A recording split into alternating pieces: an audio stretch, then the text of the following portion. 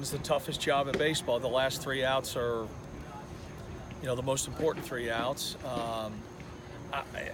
I feel terrible for these guys that ended up losing that game. They played great tonight, man. I was so proud of them. Great at bats, good pitching, really good defense. Some really, really good things went on, and we just couldn't close the door. I mean, Zach saved 15 games for us last year. We wouldn't have been where we were last year without him, and he had a hiccup in his first save opportunity. So, stuff happens. It's baseball. I'm just, sick for the guys. It's they played fantastic. In hindsight, obviously hindsight's 2020. Everyone wants the film, but could you kind of see early that maybe Zach didn't have everything tonight? Yeah, but those sidearm guys kind of live on the edge a little bit, and he walked the first guy, then he struck out the next guy, then he had the next guy 0-2. I'm like, okay, here we go, he'll be fine. Then he hits that guy, and I thought he was gonna, then the home run, he fell behind the home run, and I think it just snowballed on him, but he's earned the right to be out there. Like I said, we got a lot of accolades last year for having a good year, and a lot of it was because of him. So you got to take the good with the bad at times. And that's a guy who last year was unhittable. For a lot of the year. It's not the hit; it's the walks that concern you. The 4-pitch walk to the leadoff guy, or a 5-pitch walk to the leadoff guy, and then he's got a freshman in the box. He's got him 1-2, and he can't put him away. He hits him, then with the bases loaded, he walks a guy to put us down 1. So, but that's the life of a closer. We watch it all the time. What do you tell the team after a game like that? I told them I was like, I'm really proud of you. You guys played well. We just got to be able to shut the door. I mean, these guys, they played great tonight. That's a good baseball team. They played great tonight. They had really, really good at-bats off some good arms, stole some bases, moved guys around. Eric lays down the bunt with 2 outs. Gunnar comes up with the home run to put us up. There's just a lot of good stuff going on. But you got to play 9 innings. You got to get 27 outs, and we weren't able to get 27 outs before they scored a run. So, second straight good outing for Vince. It seems like he's really transitioning well into that kind of bridge guy. They can throw 25 to 40 pitches 7th, 8th inning. 100%. That was the plan. He wants to come to the park, with the ability to be able to pitch. It's a little bit easier on him, and he's rewarded us with, good outings so far.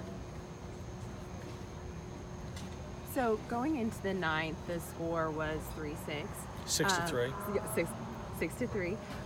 Can you just explain to me why you did decide to put in Zach Schneider when you did? Well, he's our closer, and 3-run lead is a close situation, and that's why he's here, and that's what he does. And like I said, he was an All-American last year, preseason All-American. You don't not do what we've done for the last year, and he saved 15 games for us. So, did I envision that happening? Absolutely not. Never crossed my mind.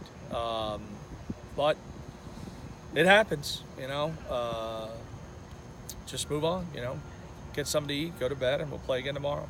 Was there any thoughts of leaving Coletti in after seeing what he did the first 2 innings? The only thought was I looked at the chart. He threw 27 pitches. That means he can throw tomorrow. And I told Coach Kopp, I said, is he all right to throw tomorrow? He goes, yes. I said, okay, we're going to go to the closer like we normally do. If he was beyond that, then we were just going to leave him in, because let's use him up.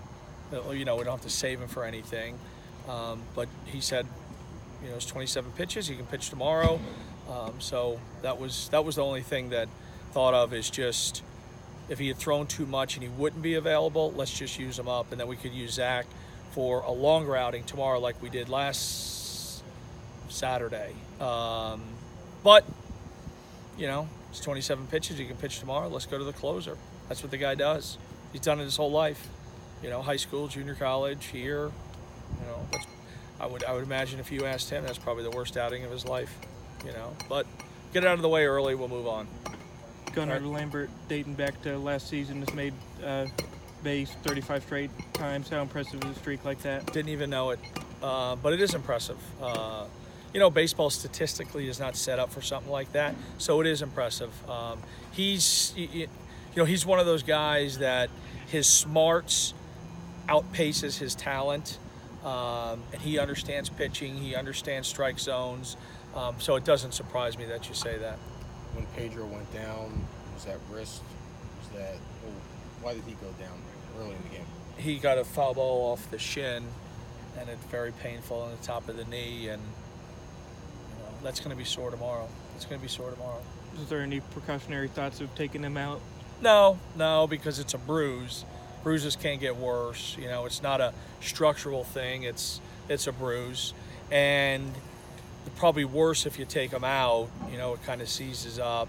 We'll evaluate him tomorrow. He'll be fine. He'll be fine. These guys are young. This is what they do. Sanderson was looking really good tonight. Are you looking towards keeping him in as your go-to Friday night guy for the rest of the season? 100%. There's no reason to. He's pitched really well in 2 outings, and we'll just keep rolling along. Anybody else? Bueller? No. Nice coach. Thank you. Okay.